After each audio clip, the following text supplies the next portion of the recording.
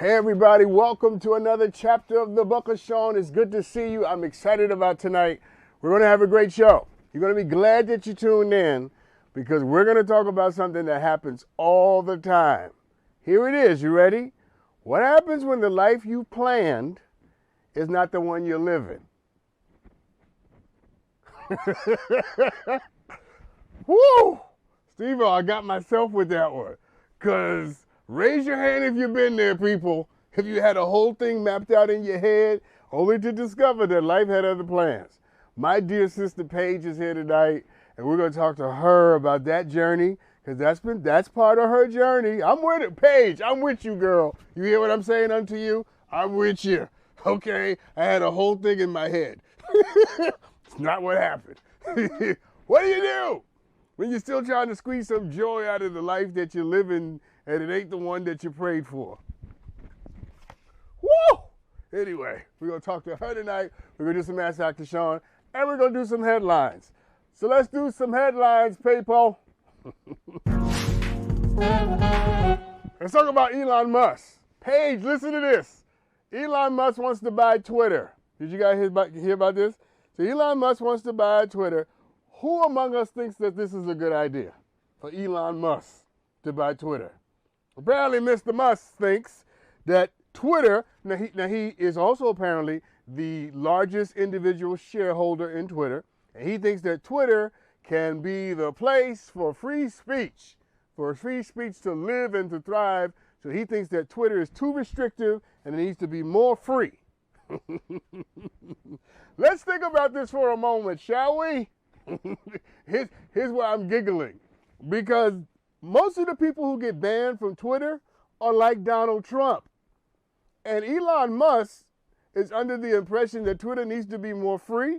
So you have to be a racist or a liar or promote violence to get banned from Twitter. You got to be Marjorie Taylor Greene and Donald Trump to get banned from Twitter. And Elon Musk is intimating that Twitter is not open and free enough, which means that he's kind of saying that he wants to bring Marjorie Taylor Greene and Donald Trump back to Twitter. Who among us believes that America would be a better place if Donald Trump was on Twitter right now? You think the war in Ukraine is messy? Imagine if Trump had a Twitter account, what he would be saying about that right now. What is wrong with Elon Musk? I'm still trying to figure out why you people, Time Magazine, why y'all made this man the man of the year. How is he the man of the year? Just because you're rich doesn't make you significant, okay? Because I know some people that had a GED and they was on aid to dependent children, but they had power. You hear what I'm saying to you? They had power and wisdom and insight. Don't y'all get me started, Steve-O. I've been on vacation. I'm ready for you people. Here's my point, all right? Elon Musk doesn't understand that Twitter is not a public company. It's a private company. Twitter has no obligation of free speech, okay? The First Amendment says that you have the right to say anything in this country and the government shall not infringe upon your right to say it, all right? That's what the First Amendment says. But please understand that when you're in my house, that right don't apply. The government shall not infringe your right to say whatever you want to say. But when you're in my house, you got to play by my rules. You can't say whatever you want to say in my house. You know why? Because it's my house. That's how that works. That's what Elon Musk doesn't understand. Anyway, here's what I want to say about this. The goal should not be to protect or promote something as vacuous and as crazy or as simple or as ebullient as free speech. The goal should be to make sure people are in the world saying things about the world that make the world a better place, far better than how they found it. Now, if Elon Musk wants to do that, then he can have Twitter. But if he doesn't, he needs to stay over there and make them ugly cars of his. Although the insides are nice. The insides are nice, all right? Paige, don't look at that. The insides are nice, Paige. The outsides are ugly, but the insides are nice. All right, let's move on. Let's talk about Mayor Sal Bonacoso. Mayor Sal Bonacoso is the Republican mayor of Clark Township in New Jersey, and he had to admit recently that he used racial slurs despite swearing just a week ago that he would never and has never used a racial slur in his life because he has so many black friends. Did you catch that? So Mayor Sal Mayor Sal had to admit that he used the racial slur. And here's why. Because he only admitted it because a local newspaper published the audio recordings of Mayor Sal Bonacoso using the N-word and calling women, saying horrible things about women, calling black people the N-word, calling black people spooks. Yeah, this is Mayor Sal. And he was caught on audio using these words, and then he had to admit that he did it. All right. Now, before we take another step, Paige and Steve over there, here's my question, all right? Here's my question. When his so-called black friends found out that he was calling black people spooks in the N-word, what I want to know is, what did his black friends say to him? What did his black friends say to him when they found out that he's calling black people spooks in the N-word? That's what I want to know, okay? I want nothing more than to know the answer to that question. That question is the basis of my entire existence on the planet. What do you say to your black friends, man? I got a better question for you. You ready for this? What would you say to your white friends if you found out that your white friends was using the N-word and calling black people spooks? What would you say to them? Would they still be your friends? Come on now. Paige is shaking her head no. I'm just saying. Isn't that a great question, though? That's a great question. What I mean, if you got friends and they really your friends and you find out that they're using the N-word and calling black people spooks, woo! Listen, I happen to believe that if you're genuinely connected to black people, that's not how you talk. If you're genuinely connected to black people, that's not how you plausibly speak. And I bet you all the money in my pocket against all the money in your pocket that not one black person has ever been to Mayor Sal's house. I bet he's never actually had a black person in his house because that's how he could use that language. And let me give you some advice, people. You ready for this? Just because you see me at an event and just because we talk on the phone don't mean that we friends. Mayor Sal talking about he has all these black friends. I bet he has no real black friends because none of them have actually been in his house or ate at his table or spend time with his family. It's amazing, brothers and sisters. Hear me when I tell you this. You know, you'd be surprised at what people think about you when you're not in the room. You'd be surprised what people say about you when you're not in the room. Your mama told you a long time ago, and your mama was right. Everybody who smiles in your face is not your friend. And guess what? That's okay. Because it's your job to love you. It's your job to say great things about you to you. Because the only thing that really matters is what you say about yourself in the wee hours of the night. And if somebody wants to call you an N-word or a spook or anything else, say whatever you want to say. It ain't going to stop my greatness. How about that? Let's move on, people. Let's talk about the Daily Wire. Just a couple more, because I know you missed me. I missed you too. Let's talk about the Daily Wire. So the Daily Wire CEO, Jeremy Boring, said that the company, check this out, will spend at least $100 million over the next 3 years to offer children's entertainment to rival Disney.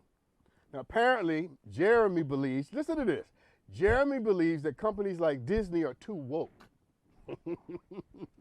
Disney's too woke. So he wants to, the Daily Wire, he wants to come up with content for children that is less enlightened, less progressive, and anti-woke.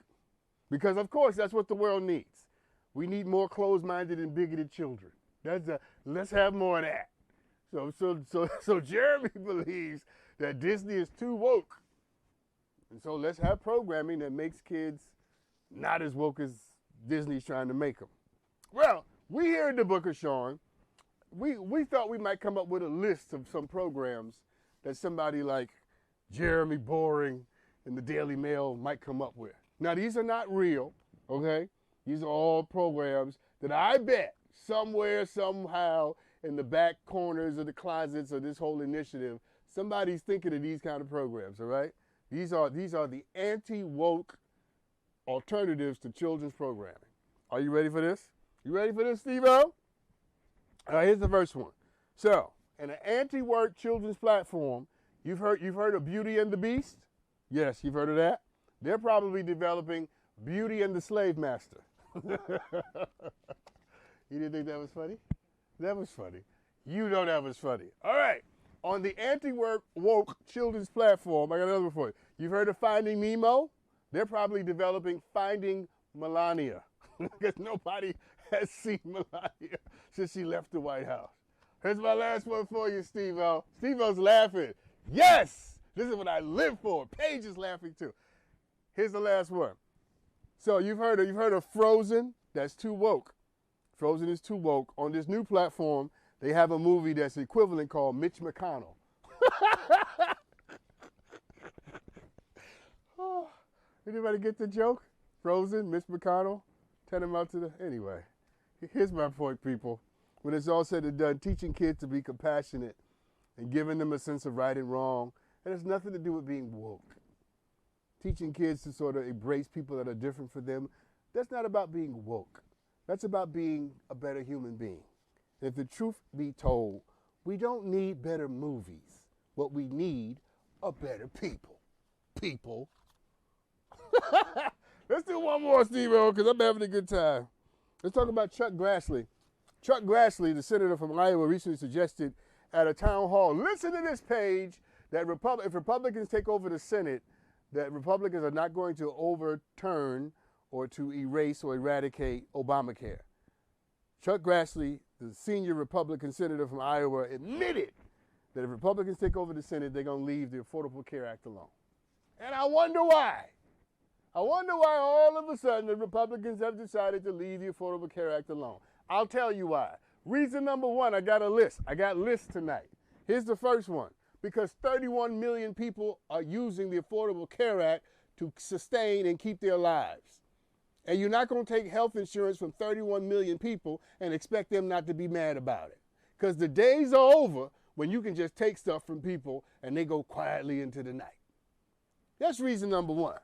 So no wonder y'all ain't going to mess with it, because 31 million people are benefiting from it. The way Obama told you was going to happen when he passed it. He told us later on people would love it, right now they hate it, and Obama was right. And I never miss an opportunity to say those words. Obama was right. Two of my favorite words to put together. Obama and right. But here's the other reason. You ready for this? The other reason is this. The Republicans don't have anything to replace it with. If they took away the Affordable Care Act, what plan would they replace it with?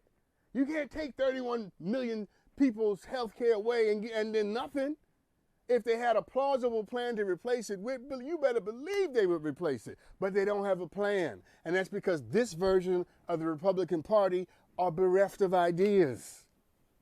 The Republicans are bereft of ideas. And I have Republicans in my family, okay? One of my favorite cousins was a Republican. Frances Chamberlain was a Republican. You hear me? She was a big Republican too. But back in the day, they had ideas. Now, the only idea the Republicans have that I agree with is taxes.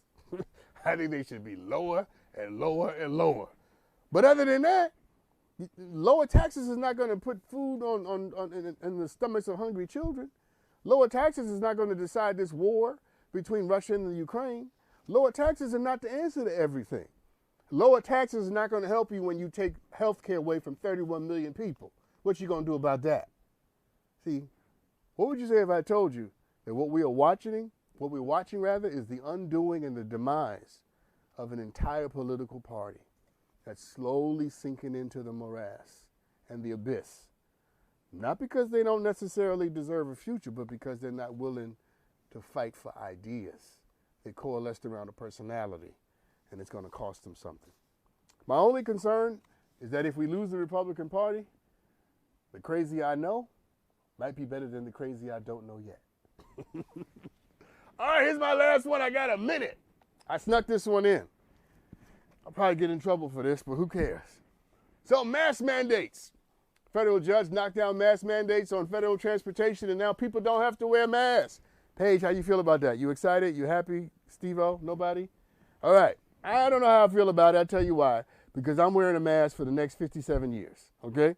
I'm wearing a mask until Jesus comes back. You follow what I'm saying? And here's why. Here's why. I'm not knocking you if you're not wearing a mask. Do you? I'm happy for you. God bless your ministry. But here's why. I lived through a pandemic that lasted almost 3 years, and I'm not willing to live as if I don't know that danger is real and that the unforeseen can knock on your door one day. I'm not saying that we should live in fear, because we should not live in fear, but we should also not live as if we don't know that things can happen. And now that we know that things can happen, and now that we know that things can come and get us and stalk us and we can't see them, we might want to live as if we know better, because we do know better. So how about we do better? You wear your mask if you want to. You don't wear your mask if you want to. That's on you. As for me and my house, we wearing masks on the plane. Let's take a break. We'll be right back with Paige right after this. Welcome back, everybody. So listen, we talked about it at the beginning of the show, and I'm coming right back to it now. Everybody has a movie that they play in their head, and everybody has a life that you live that don't always match up to the movie. You know what I'm saying? My dear sister Paige knows that journey. I know it too, and so do you. I can't wait to talk to her, and we all gonna take a deep breath together. Welcome to the show tonight, Paige Mitchell. Hey, Paige. Hey, Dr. Sean, how are you? I'm doing great. First of all, I like you because you laugh at my jokes, and so you are immediately on my good side. Okay, good to know. Yes. Relax, get comfortable. We're gonna have a great conversation, okay? Because you really give us an opportunity to talk about something very important, right? And that is the vision that we have for our lives, and then the actual lives that we live. Sometimes they don't line up. Okay, here's my question to you, because we're gonna get right to it. Tell me about the vision you had, and then tell me what actually happened. Okay, so I'm happy you asked. So, quick elevator synopsis. So, I was that girl that had Cinderella Syndrome as a young kid. I believe in love. And at 6 years old, I really believed I was going to be a wife. I wanted to do it. I had this strong desire, and I still do. And now here we are, 30 years old, and I'm not a wife. I'm not a mom. I have accomplished a lot of things in my career, which I feel tremendously blessed about. But on the flip side, I really would like to have a family, and I desire to have a husband. I'm not doing that. So, like you said, just living a life that is extremely unplanned is where I'm at. No, thank you for that. So let me ask you this: what's stopping you? Because you're a beautiful woman. You're very pretty. You're well spoken.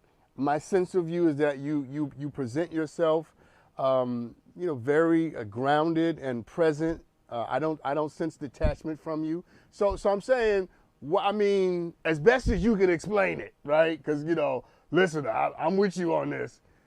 How come it hasn't worked out the way you thought it would? I ask myself that question every day. I'm still trying to figure it out for myself. What I tell myself is, I guess God had different plans for me. And then I feel like also the common thing that I see in women, and especially my peers and Black women, is that we aspire so much towards our careers that we sometimes neglect that dating and taking dating seriously and things of that sort. And then you look back and you feel like you kind of lost time. Okay, So but I would say, hold on. I don't mean to cut you. I'm not being rude, by the way. I'm from New York, so I get real. I get real. So here's my question, though. Men don't have to make that choice, right? Men, we get to have it all. Here's my question: why can't women have it all? Why are you all seemingly boxed into a place where you have to make a choice between career and family?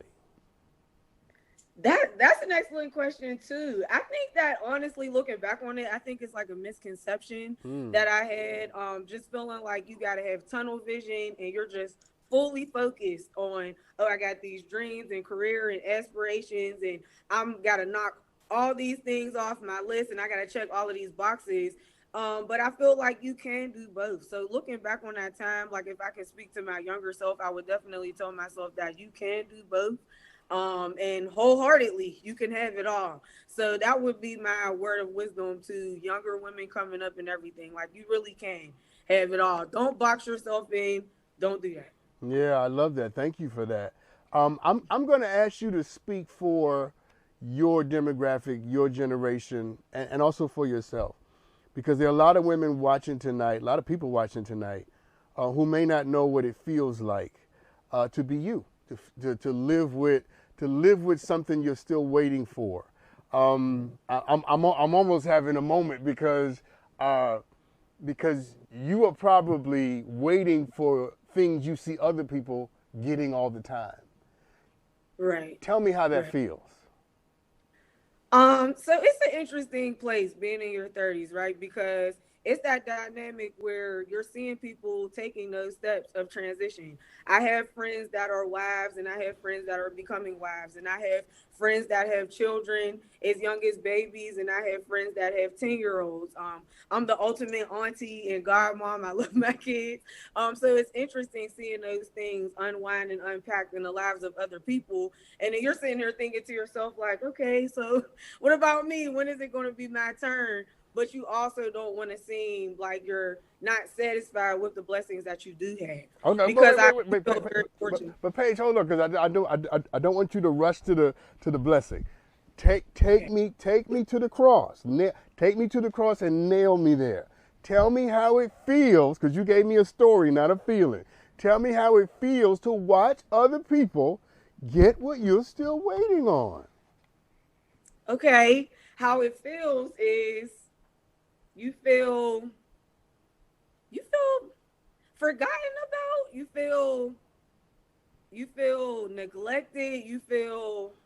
You often sometimes feel like, what about me? Did I get skipped in the blessing line? Listen, Was I listen. forgotten about in that moment?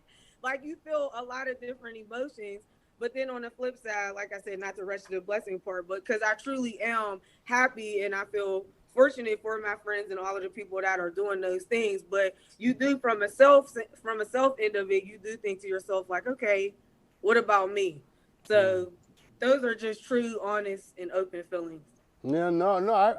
I listen. I appreciate that because I think there are a lot of people watching tonight who can relate to. I know I can relate to that. There are things in my life that I'm still waiting on, that haven't come to pass, and I see other people just they get it, they take it for granted, and I'm thinking to myself, if I had what you had, I would value it, I would honor it, I would treat it like it was the most special thing in the world. And so I appreciate you for that. But let me ask you this, because you talked about having the Cinderella syndrome, right? Explain what that is. So the Cinderella Syndrome is a girl that just truly believes in love and fairy tales and love at first sight and just wanting to truly get married and not lose sight of that. So I feel like I'm one that has that, and I don't want to let it go. I have my moments where I'm like, okay, is it going to happen? I don't really see it in the path for me, but I'm trying to be optimistic and hold on to my faith. But that's what Cinderella Syndrome is: just being hopeful and wanting to just be whisked away into the sunset Mm, with your enchanted heart. mm. And what would you say if I told you that that is part of the problem? Mm. Uh, um, uh, I don't know. I feel so. That's another thing. I still believe that it can happen, but then on the flip side, like you said, I don't know. I feel like I'm in that middle area. And but okay, respond to this. Okay. It's not a problem that you want to be loved, right? That you want to be cared about. The challenge may be that you want it to be, or that you have it in your head that it ought to be something where someone, swoops you off your feet, carries you into happily ever after. Because what I want to say to you tonight in no uncertain terms is nobody's coming to swoop you off your feet. Nobody's coming to take you to happily ever after. Nobody's coming to love you in such a way that all of your pain and past recriminations fall away and you just go, oh my God, it was all worth it. That's not happening. But somebody can come and love you indelibly, care about you profoundly, and need you consistently, and value who you are, what you bring to the table in a way that builds you up. So you get the difference? Yes. Okay, Yes. okay. Yes. And when I say that, what's your response to that? Can you embrace that? Yes, absolutely. How I received what you said is that I feel like Cinderella syndrome sometimes falls in the category of perfection. You're looking for this There it is. perfect love story to unfold, and that's not always necessarily the case. And then a lot of times we as women, we're so married to our plans that when we feel like this particular man or significant other partner, whoever, doesn't check those boxes, we just cancel them out. Yeah. So I understand what you're saying, being open minded, and I believe that, and I've been working on that. Yes. No, but Paige, I'm saying something even more important. You're right. Being open-minded is important, but I'm saying something even more indelible. Here's what I'm saying. I'm saying that whoever you find, no matter how tall, dark, handsome, light, whatever it is you like, whatever your tastes are, that it's going to be complicated. It's going to be difficult. It's going to be hard. It's going to be challenging. Right? Loving another human being is some of the hardest work you'll ever do in your life. And so what I want to accomplish tonight is to say that you have the right desire. The desire to be loved is the right desire. But it's the movie we got to stop playing, right? It's the whole notion of how it's going to be. What would you say if I said to you, the best thing you can possibly do is to make yourself available to love, right? And then to take the love as it comes. I received that. I received that wholeheartedly, and I agree. I agree. 100%. Yeah. You know, notions of perfection are something that I think a lot of women have to deal with. I'm not a woman, obviously. So take me into that. I mean, where does this idea of having the perfect marriage, the perfect relationship, being the perfect woman come from? Where did you learn this?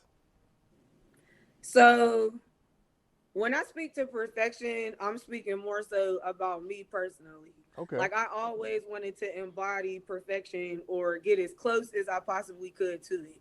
So that was something that I really was striving to. Hold on. And what is perfection to you? So perfection to me, quote unquote, when it pertains to being a woman and being a wife, I wanted to be someone that exudes beauty and just be a light, a good, well-spirited person, well-rounded, an enhancer, a helpmate, those things. And who told you that was perfection? I would say so.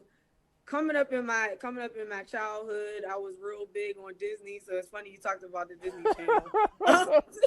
One of my favorite movies was Beauty and the Beast, and also my mother was a stay-at-home mother, and to me, she embodied perfection when it pertained to being a wife and being a mom and all of those things. So I wanted to be a combination of my mom and what I seen on the movies. And tonight you showed up to the Book of Sean, and Sean Henderson McMillan, Ann's middle child from Brooklyn, showed up to tell you that it's about time that you simply only need and want to be yourself. That your journey is going to be different than the one your mom had. Your life's going to be different. Your mom can be your model. She can be your inspiration, right? Beauty and the Beast can inform you. But at the end of the day, what I want to invite you to do, and I'm going to take this break, and we'll talk about it on the other side. What I want to invite you to do is to just sit in your life. Just sit in it. You hear what I said to you? Just sit in your life and let who you are and what you have be sufficient, because you don't need a fairy tale. Your journey is extraordinary all by itself. You hear what I'm saying to you? Listen, I didn't come to play, y'all. I swear I didn't come to play. We're going to take a break. We're going to come right back because I like Paige. I like this conversation. I tell you why. Because we all got a movie we playing in our head. And when life don't line up to the movie, we think something's wrong with life. Maybe something wrong with the movie. We'll be right back. Welcome back, everybody. I'm talking to Paige Mitchell. We're talking about her journey with love, her journey with ideals, ideas, Paige, that you picked up that you're now learning to overcome. And I'm really glad thank you for being here tonight. I value this conversation. I have a younger sister, who's a beautiful woman, by the way, beautiful woman. Apparently the beauty skipped me. she's a beautiful woman. And I have often mourned for how she never understood how beautiful she actually was. That she never understood, because life kept putting images and standards and standards and standards up next to her, that if she just stood in herself, she was extraordinary already. And when I see you tonight, I think the same thing. I think to myself, any guy would be honored to be with you. Any guy would be absolutely, blessed to be next to you. I think the only thing that you're waiting for and that you're missing is, as soon as you kill the ideal, the reality will show up. I like that. Yeah, that I gotta write that down. Yeah, listen, that came out of my spirit. I'm telling you. I think as soon as you kill the ideal and decide, you know what? Whatever life has for me, whatever God has for me, whoever that is, right? Come on in here and let's struggle, let's work, let's love, let's build, let's do it together. Which is very different than saying, sweep me off my feet, save me from myself, rescue me, make me better, make me happy, make me feel good. That ain't gonna happen. Can you receive that? Yes, absolutely. I feel like these are all things that I've been learning over time. Yeah. So yes, I'm in agreement. How do you feel about your life? Because it's not the one that you thought, it's not the one that you dreamed. But be honest with me. I mean, be real. I mean, just go there with me. How do you feel about the life you're living? Okay. So in a nutshell, so I look at my life in pockets, right? So I look at where I'm at, family and friend wise, and I'm happy with that. I'm very friend and family oriented. I love on my family dearly. I'm real big on that. Also, career wise, been there, done that. I've checked all the boxes that I wanted to do and then some. So I'm feeling real good about that. And then moving on to the romance department, that's like the hello God, or are you there? Can you hear me? Because that's just the part that I feel is lacking. Yeah. So overall, hold on, because I just had an aha moment. I just had an aha moment. Because I'm gonna speak to you, but this also speaks for me. So when I say this, I've done this too, and I've been guilty of this. I've been guilty of having an area in my life, and I turn it into a form of idolatry. I pour all this energy and focus and time and anxiety and fear into it, and I build it up and make it something that it was never supposed to be. Here's my point. When you have 3 areas of your life, and 2 areas of your life are absolutely wonderful, and then 1 area of your life is insufficient or lacking, there's a tendency to focus on the one that's lacking and to not celebrate sufficiently the other 2 that are. And that becomes a form of idolatry, because we build altars to the things we don't have instead of building monuments to the things that we do. What would you say if I told you that the moment you stop needing, wanting, or even caring about that area of your life is the moment you'll probably have that part of your life fulfilled? I agree, and I've heard this before too. So I feel like I've been hearing it often too. So that's why I really want to make sure I receive it. But yes, I agree. I don't want to put too much focus on it. Yeah. But then again, it's so hard. Like, how do you not focus on something that you've always desired? Because I desire to be a wife more than I desire to be an entrepreneur, a career-bounded woman. And it's like it's a tug of war with me. It really, really is. Yeah, but I'm suggesting this, that a part of the challenge is, there's nothing wrong with wanting to be a wife, but the part of the challenge is to desire to be Paige.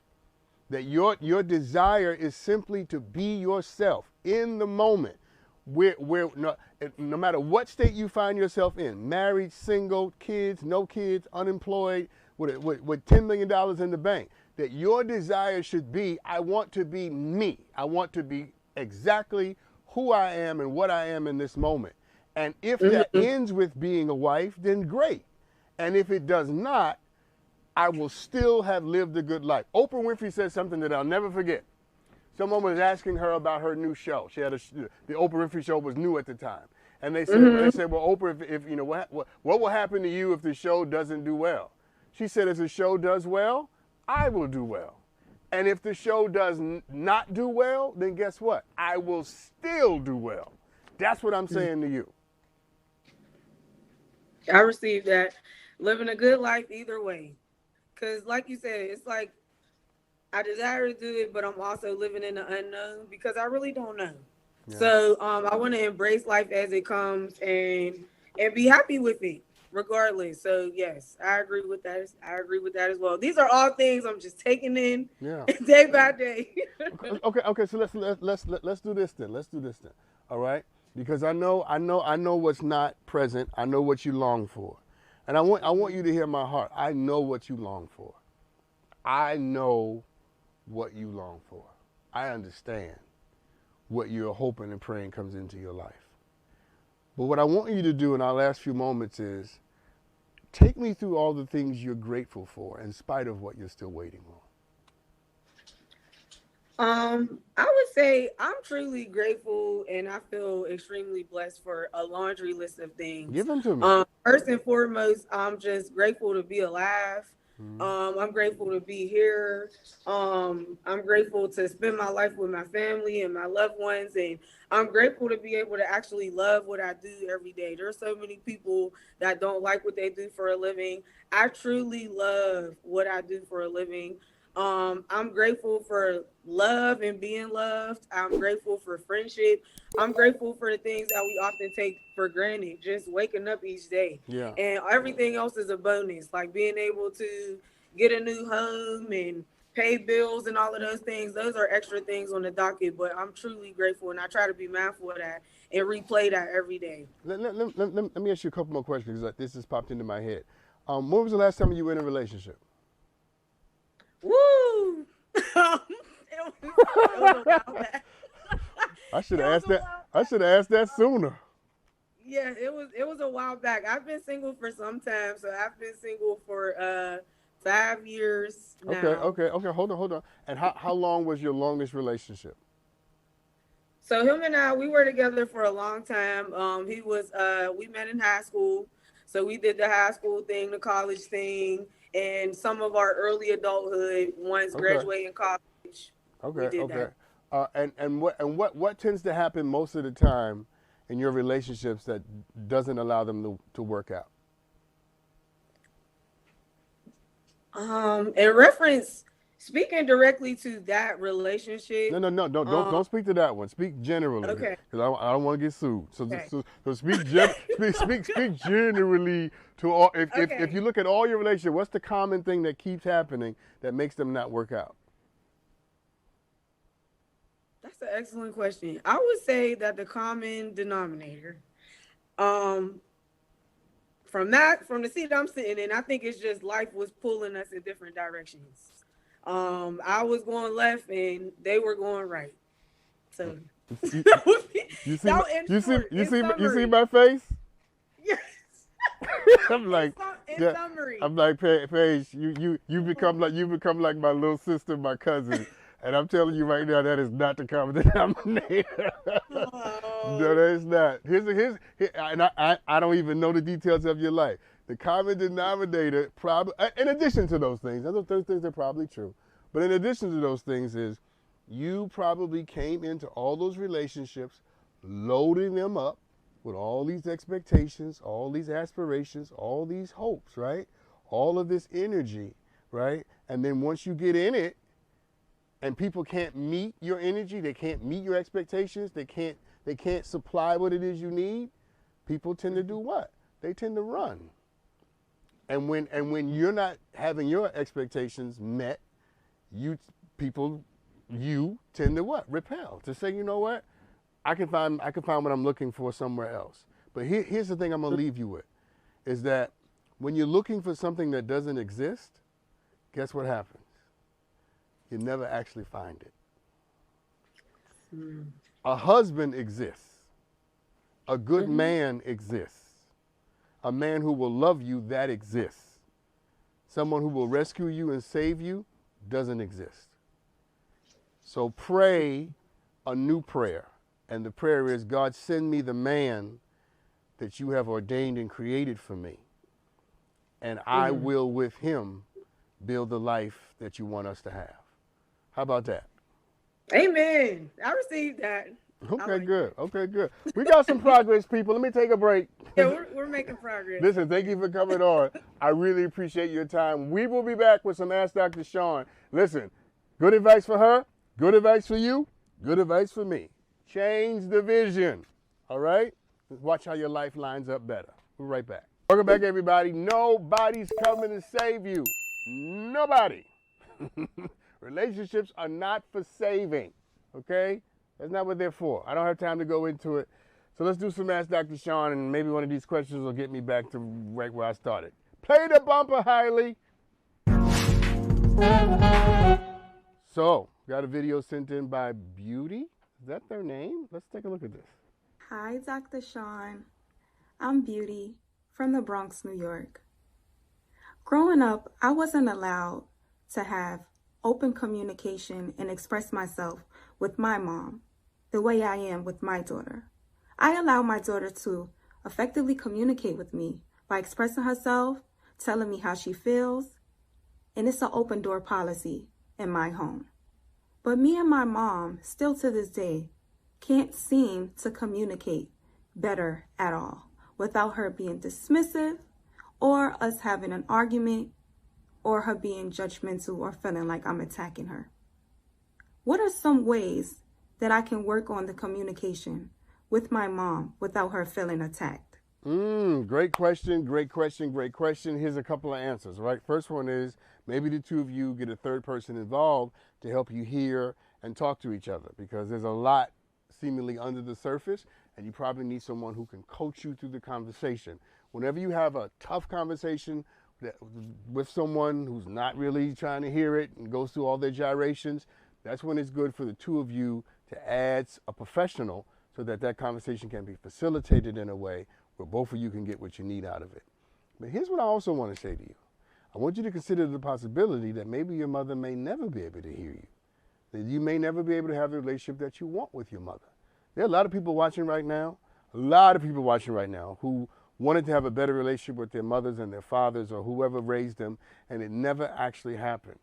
And the question is this. You ready for this? Beauty, love your name, by the way. Can you love your mother even though she was damaged and broken when you met her?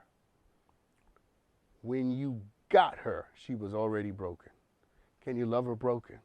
Can you love her when she's disappointing you? Can you love her even though you wish you had a better relationship?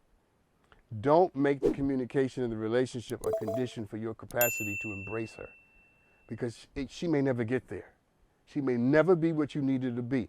And the question is, even if she's not what you wish and hope and pray that she might become, can you love her anyway? That's the challenge of love, and that's the challenge between a parent and a child. And I offer you that, not as a way to discourage you or to make you sad in any way, but to let you know what the stakes are.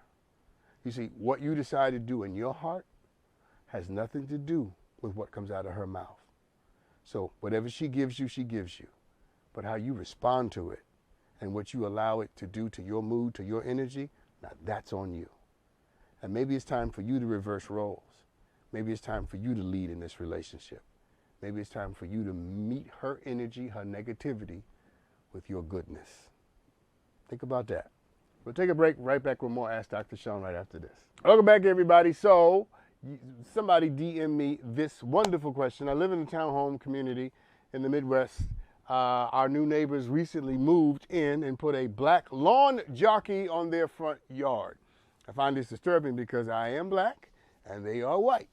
My husband thinks that they don't understand that the statue is racist, and we should talk to them and explain the racist history behind the statue. It's 2022, and I think they know exactly what the statue means, and I want to demand that they remove it. What should I do? Well, all right, here's the first problem.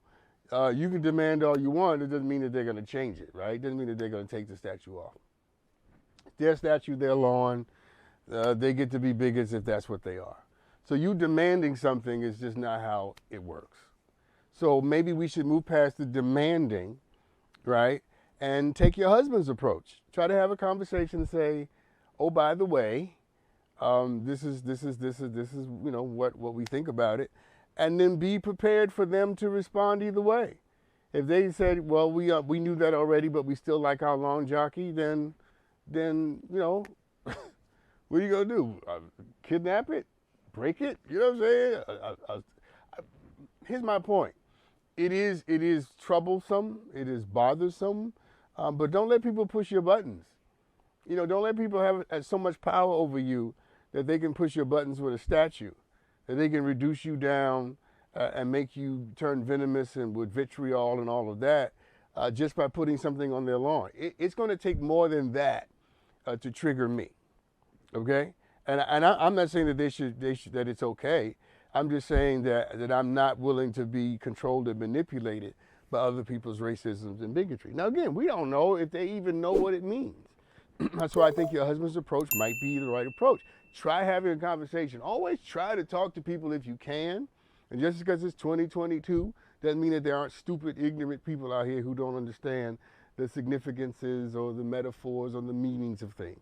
Give people the benefit of the doubt, have the conversation, and then if they persist in doing it, now you know what you're dealing with.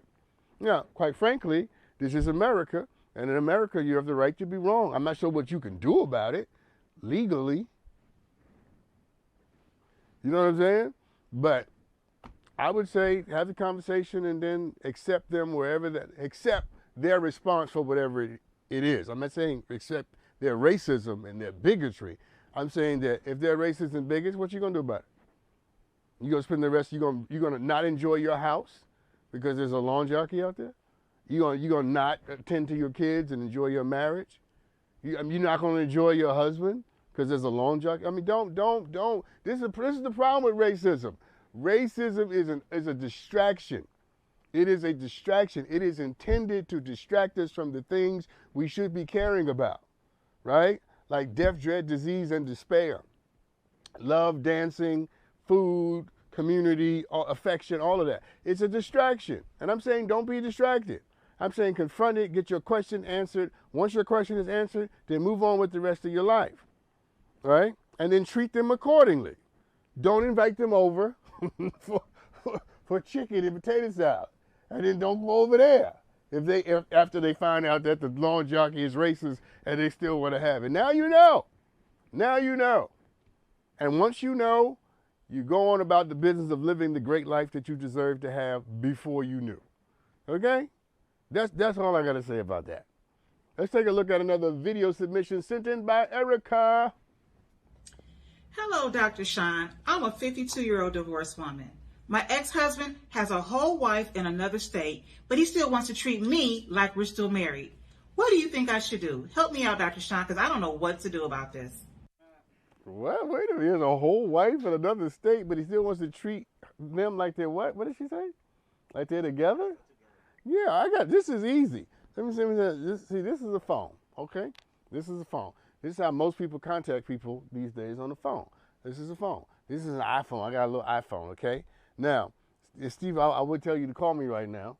All right, can you call me right now? Steve was going to call me right now. He's going to call me because he has my number on my phone. This is a phone, and this is a role play for you and your ex-husband. Steve, are you ever going to call? Okay, he's calling. All right. Steve-O's calling. Watch what I'm going to do. I'm not answering.